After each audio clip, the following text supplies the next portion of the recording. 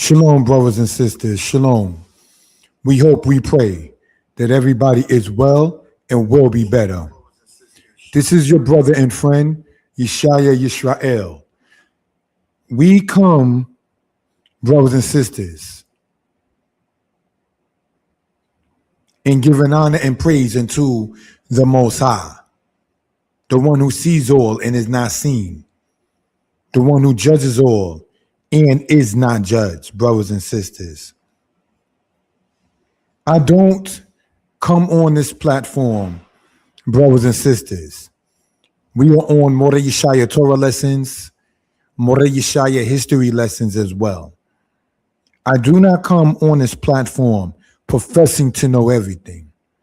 Nonetheless, brothers and sisters, we do care to get a particular point out first, if we may. There was a statement that was made essentially saying that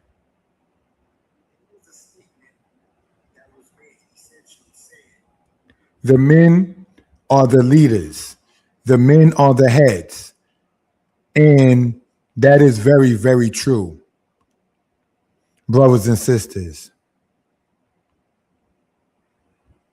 It is not a matter of it being misogynistic or the hatred of women to sit there and understand that particular matter.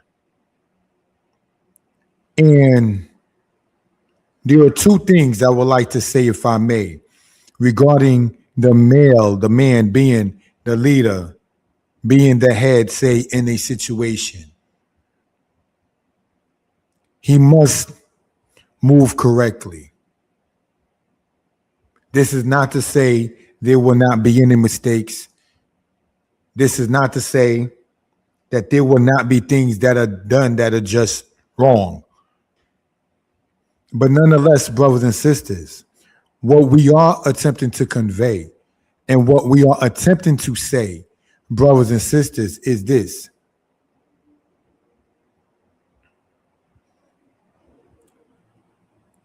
Move correctly.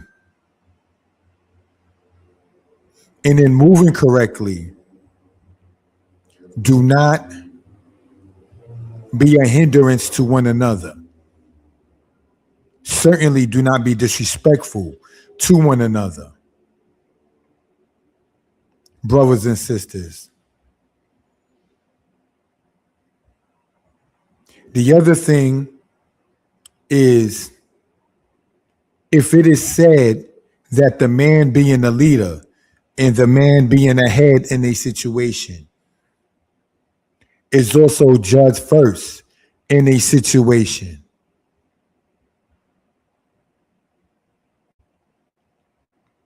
can we think what will happen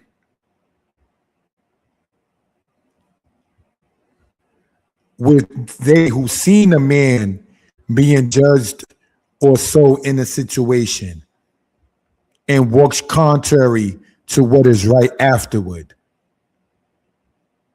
walks willingly and wrong after seeing the man, the head, be judged in say a matter?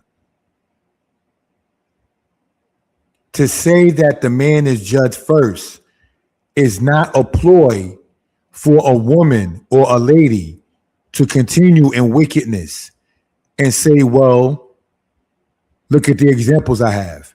Because if Proverbs teaches us that a child is known for his or her ways, whether they be right or not, then certainly a grown woman's ways are known, whether they be right or not. An example, and no disrespect is intended, is in the scriptures with David and Nabal. Nabal's wife had more character in being right than her husband did. So that right there just goes to show you an example of a man who is not living right and his wife happens to be living right. It's not a thing where, well, if he's not living right and he's the head, so I don't have to live right because, well, look at the example. Such is not the case.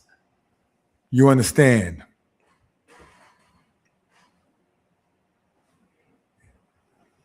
if the man is the head, brothers and sisters, and you follow that person in doing wrong, he is wrong for leading you astray, and you are wrong if you know you're being led astray and maybe perhaps willingly blinded yourself. Like it says in Isaiah, blind yourselves and be blind. Ye that are drunken, but not with wine, that stagger, but not with strong drink. For the Most High has put a spirit of deep sleep on the people. So if a person wants to move like he or she is blind, like I just don't know, you have to be careful what you're doing and dealing with. Because if the Most High causes that to be your reality, then what? I am not coming on the platform professing myself to be righteous. I am not perfect. There is not a good man on earth that sinneth not, is what Ecclesiastes chapter 7, verse 20 teaches us.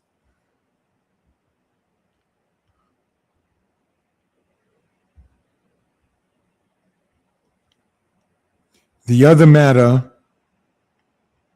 is, if a woman's righteousness is her righteousness, and her righteousness essentially cannot cover for her husband, then how, no disrespect intended, can his wickedness bring her down?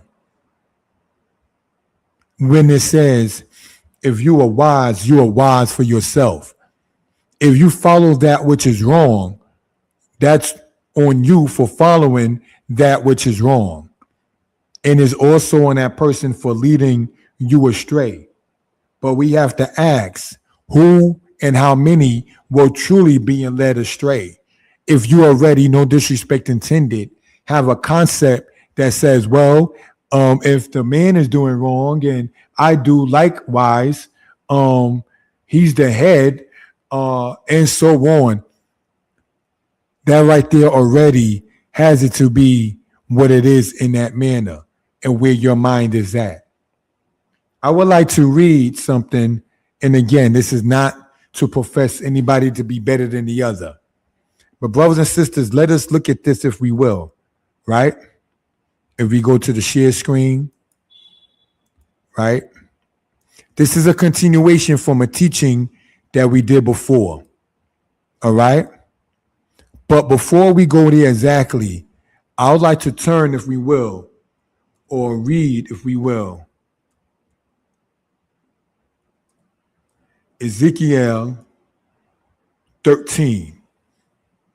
And let's see what we see in that particular portion. All right?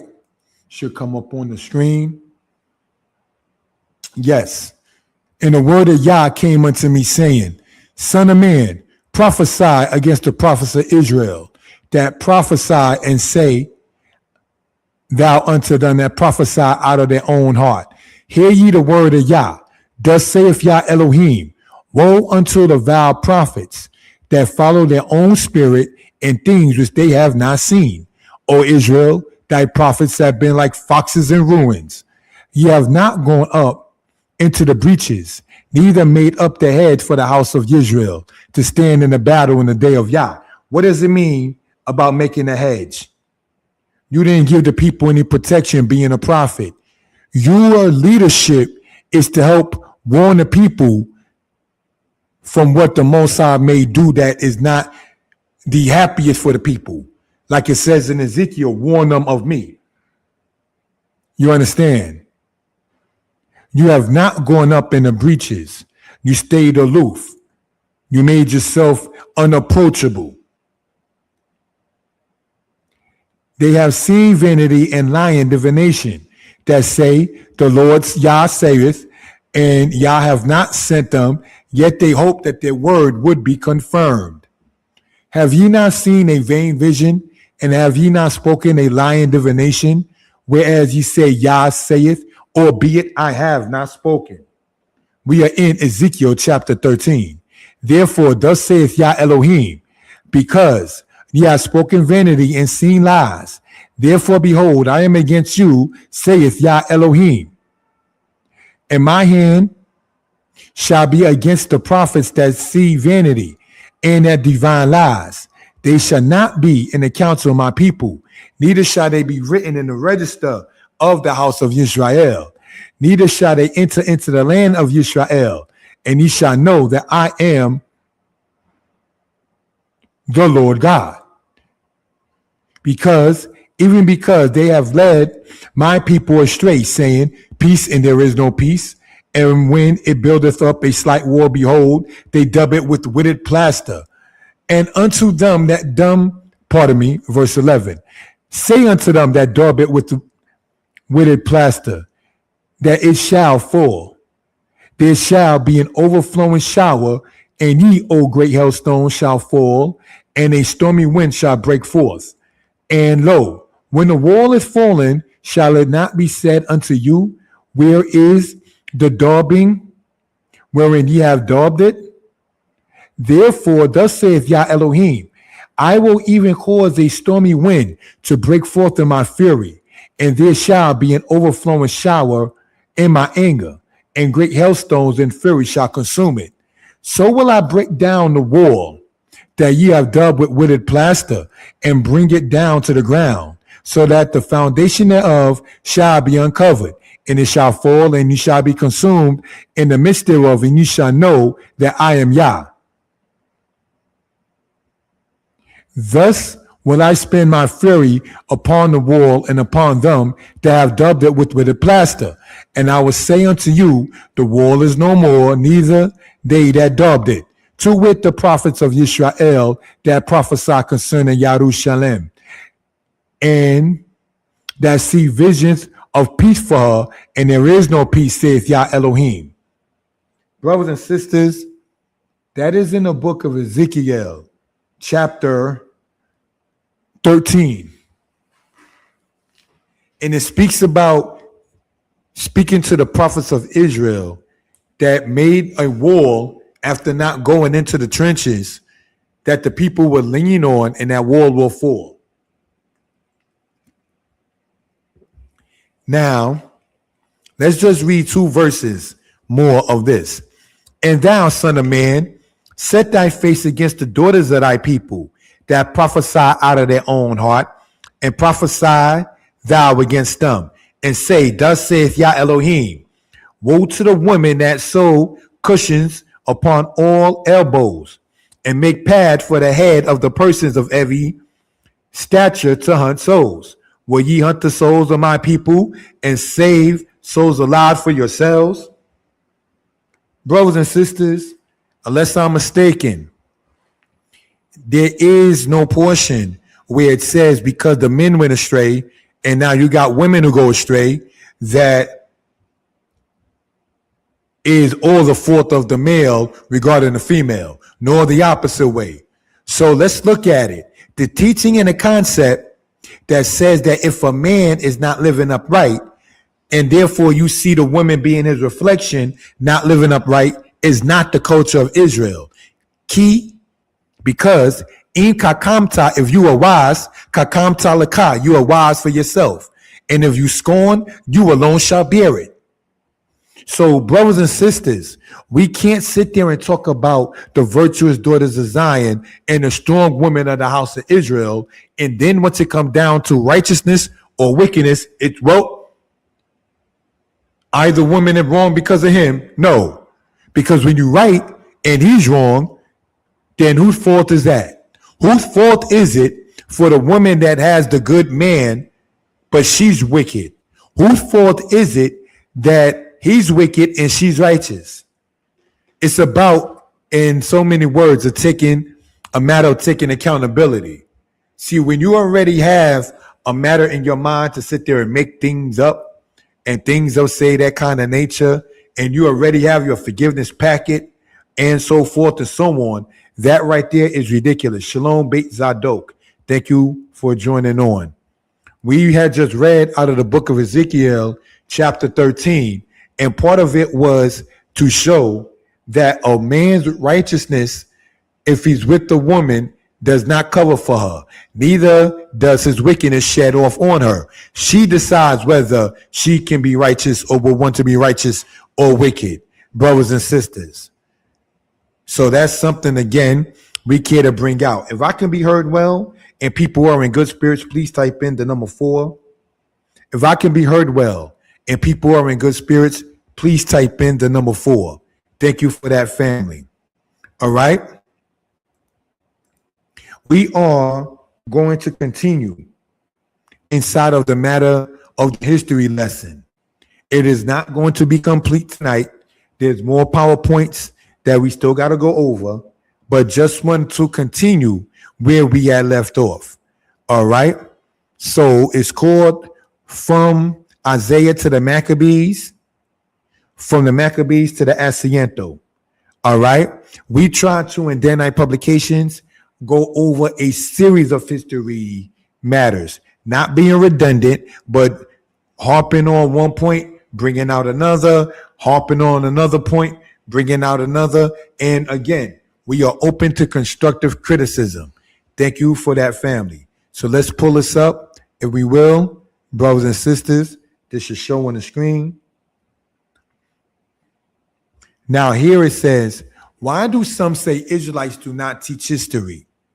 The Hasmoneans, who were Israelites, in the era of Pompey, who was a Roman, had Hyrcanus II, who was an Israelite, as their leader, but he was a ward of Antipater, who was an Edomite. So what's going on? You got Pompey, a Roman, friends with the Edomites. The Romans called the Edomites the people of Idumea. All right? So you may have some who would have said that Rome itself was Edom. But how can that be the case when we already know you are what your father is? So now, if Rehoboam's mother in the Bible was an Ammonite woman, but his father was of the house of Israel, that makes Rehoboam of the house of Israel. So now when you read, for instance, in Joshua, for those who read it, right, and it says that the people of Edom mixed in with the people of Kittim, and the people of Kittim are in Chronicles of the book of Chronicles are shown to be from the people of Japhet. That still holds weight because you still are what your father is, even if it's the European Japhetic nations with the Asiatic Edomites. So you have to find out which one was the father and say that particular case. There is no nation totally mixing in with another nation that simply becomes obliterated or mixed in and absorbed. No, your cultures might be absorbed, but your ethnic background and your pedigree and who you come from as a people is not fully absorbed if you still are what your father is. So let's continue. The Maccabean independence was from 143 to 63 BCE. The time when Pompey was not in Jerusalem, we see Crassus in the temple, and he stole from the temple. Crassus died in 53 BCE. When Crassus died, the Israelites struck for freedom. This was put down by Longinus, and then he sold 30,000 Israelites into slavery. That's important for us to remember. Antipater, who was of Edom, Pompey, who was of Rome, Buddy, died in 43 BCE. When Antipater died, Parthia set up Antigonus as king. He was the last Hasmonean king. Antigonus was killed by Mark Antony. Mark Antony was defeated by Octavian. Antony committed suicide eventually. Mark Antony, that is. Herod, the son of Antipater, became friends with Augustus. Augustus and Octavian are the same person. Herod defeated the Parthians for Rome, and Rome set him up as the leader. So this is how you can see Herod, the son of Antipater of Idumea, the Edomites, friends with brothers and sisters, the people of Rome. They were friends. It was not a thing because of their mixing in together that Edom got absorbed by Rome or vice versa. All right. That's something we care to bring out in that particular case. Thank you for that. Now, I've showed this map before, right? But I was thinking to show this again. What do we see here on the left side? We see Rome going against Jerusalem. And then we see the people that were in Jerusalem, according to the map peopleisms of West Africa, going from there and into Egypt, into Elephantine, which we have spoken upon, Monroe, Khartoum, and then going west in that particular case. All right? So they would not go, brothers and sisters, north like Esau, Edom truly did in great numbers, being attacked by people from the north. See, the Israelites and the Edomites were not friends. The Romans and the Edomites were friends. The Israelites and the Edomites were not friends. The friends were Esau and Rome. Their common enemy was the house of Israel. And Israel had two enemies, one being Esau, Idumea, and the other being the Romans. Let's continue, family.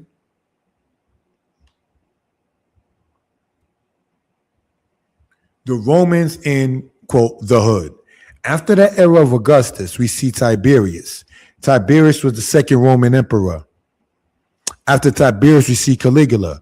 Both Caligula and Claudius, who was his uncle and successor, were friends with the grandson of Herod, Agrippa II. It should be noted that the Israelites during this time were under the subjugation of the Romans. Tacitus points out that the Roman Emperor Caligula wanted his image in the temple. The Israelites refused. They say Tacitus was willing to fight instead. The Israelites during the time of the famous Caligula of Rome, and we know how he passed away with the Roman people slaying him and then putting his uncle Claudius as a ruler in that particular case. He wanted to have a quote unquote celebration, a party, if you will, where the wife of a man would be sexually involved with two other men that were neither of those men being her husband, while her husband was one of the two men involved sexually with somebody else's wife. That was some of the stuff the Romans were into. During the time of Caligula, then Claudius, we see that the Israelites in part formed what is called the Zealots or the Sicarii. They were willing to kill Israelites who were willing to conform to Rome. In the time of Nero, which is after the time of Claudius, there was a Roman procurator named Florus. He stole money from the temple, and the Israelites revolted on account of such. The Israelites also during this time fought among themselves while being oppressed by the Romans. Sounds like our people here, huh? That's something I care to point out. And they eventually lost. Hence, brothers and sisters, the army of Florus, who was the Roman procurator, crucified Israelites and sold Israelites into slavery. The Israelites too participated in slaying other Israelites, and in 68 AD, they killed 12,000 of their own people. In the 1930s, black people were lynched in the United States by white mobs. In the 1990s, blacks were killing blacks in street gangs, such as we see with, quote, Bloods and Crips, which is horrible. So who's winning on the House of Israel side when Israel is against Israel, having common enemies such as Rome and Esau?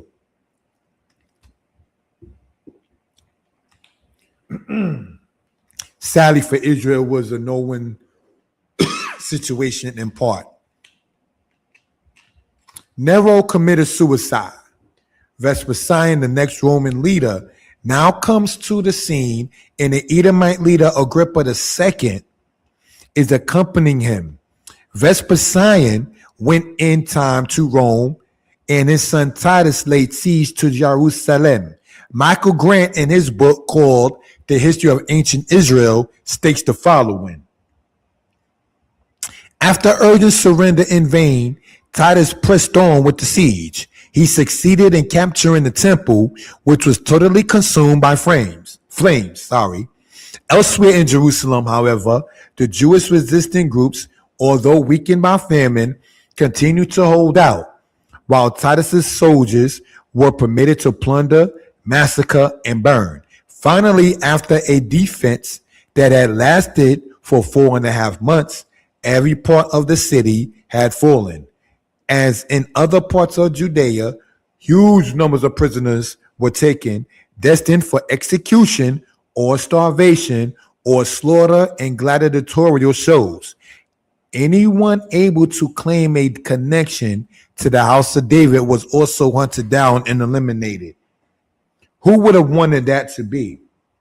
Could it be the Edomite connection to the Romans that they were so vehemently, in part, wanting to go against the house of David? Did not David have Edom in subjection in the past? Did not round or 200 years from the timing of David having them in subjugation, that the Edomites broke away from that, which takes you back to the portion that Isaac gave to Esau. It says that he will rule over you, Esau, and in time you will come to break his yoke from off of your neck.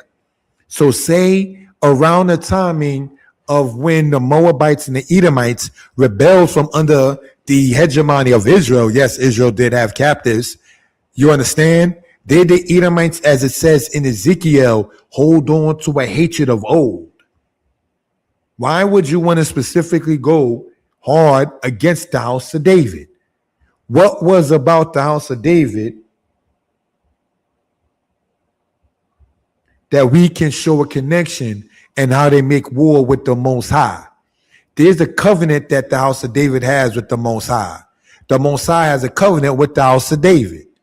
You, whoever you are, in this case Esau, wanting to go against the house of David is in your spirit and mind breaking off the covenant that had been made between the Most High and the house of David. Let's continue. Reach out. My number is 908-587-4841. Maurice Abadi, a French historian, asserts that the Semitic origin of the Fulani of the Niger cannot be questioned. He believes Jews from North Africa also joined their brethren many years later in the 2nd century AD to found the Empire of Ghana.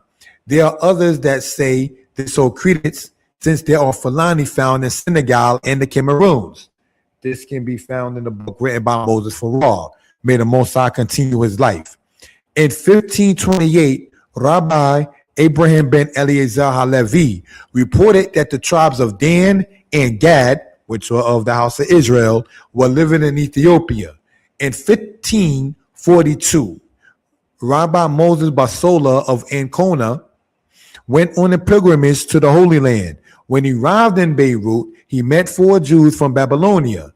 One named Moses stated to Basola he heard of Arabs who had seen it with their own eyes, that there was indeed such a thing as the Symbatian River, and that the, quote, sons of Moses inhabited it without a doubt, Tudor Parfit in his book.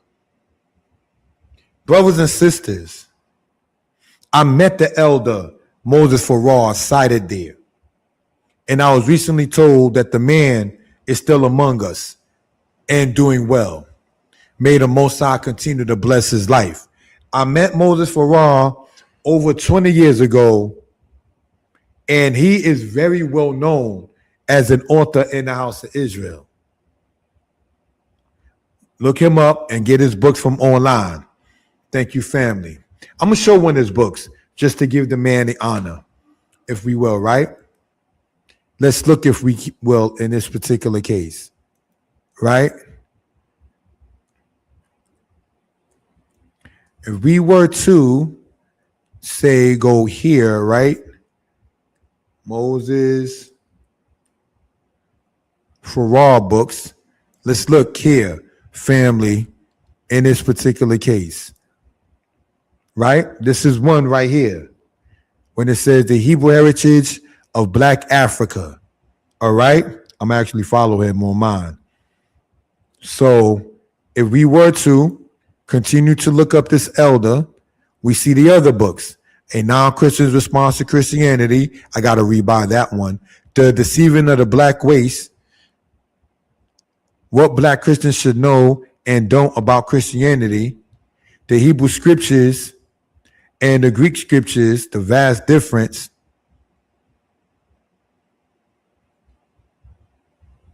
And we see his books there for those who are interested. All right. So just want to show that as we will in that particular case. So family, let us continue. If we will, we won't pull this up. We don't intend for this to even be long. Thank you for the time. All right. Let's continue. It goes on to say, Joel Rogers stated that West Africa has black Jews also. And that's in his book, 100 Amazing Facts About the Negro. According to John Blassingame, we see that Oluda Equiano stated the following. Oluda Equiano in Igbo stressed the similarities between the Old Testament Jews and those of his own people.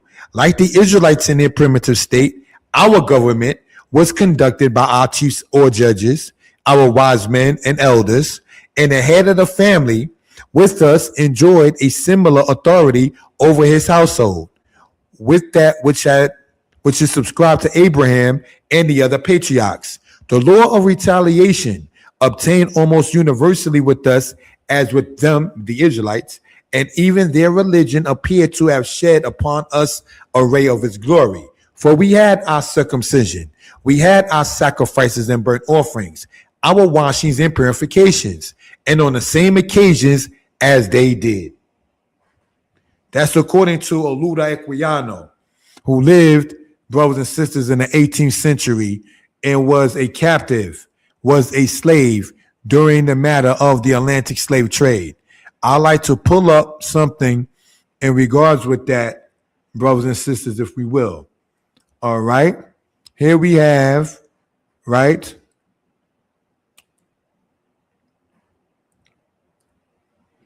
Olauda Equiano, sorry, right?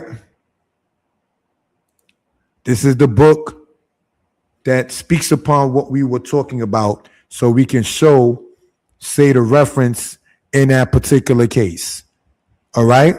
Now, I cited a book called what was the book exactly by John Blassingame? The Slave Community is the name of his book. But the same citation about Oluda Equiano has been in different books. All right, so you can look that up online if you care to, for those who are interested. Let's continue, brothers and sisters, and get into this. All right? Thank you for that.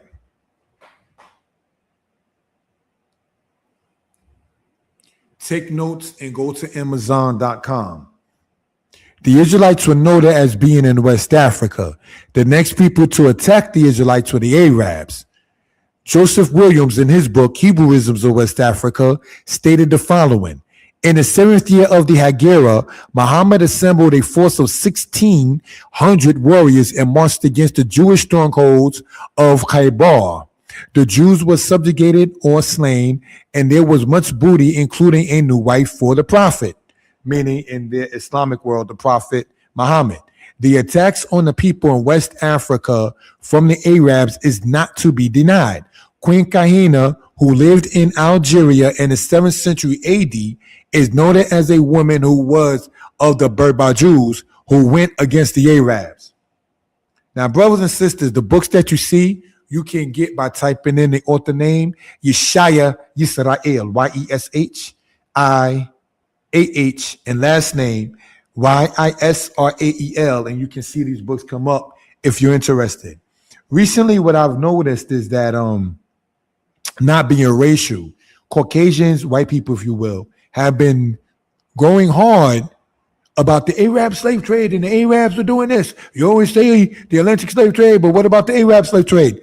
Lead the black man into studying the Arab slave trade that Muslims even talked about. See what you come up with. See who are the Arabs going against in their own matters. Read the records of Ibn Battuta, brothers and sisters. Find out what he was saying about the people in Western Africa. Find out what Queen Kahina, as we was mentioning earlier, saying that we have to fight for the tribe of Judah against the Arabs. See, when you're trying to perhaps, and I say in no disrespect, deflect from you, and you want us, black people, as if we didn't know about the Arab slave trade. We did know about it. We talk perhaps more about the Atlantic slave trade, the Portuguese, the Dutch, the British, the French, the Spaniards, because we speak today Portuguese, French, English, and Dutch throughout the Western Hemisphere. So it may affect us more. So we might talk about it more. But perhaps trying to deflect, not trying to help black people in history knowledge in history, no, it's a deflect matter. What about the Arabs? And you're going to see what these Arabs said, who they were subjugating. So this is something, brothers and sisters, to look into.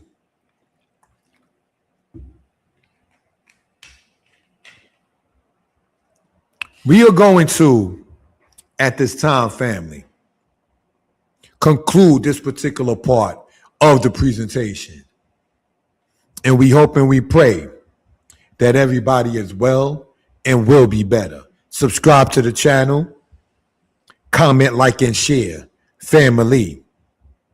And I'm going to say, family, I am open to constructive criticism, and my number is there, 908-587-4841, for those who are interested. All right? Thank you, my brother, Chief Shama, for joining us. Thank you, my friend, Beit Zadok. And I don't know who Chevelle Wallace is, but thank you for joining us in the presentation as well. All right? So we're going to close out with the timing allotted. Subscribe to the channel so you know when we come back on. May we be blessed by our Maker. Shalom.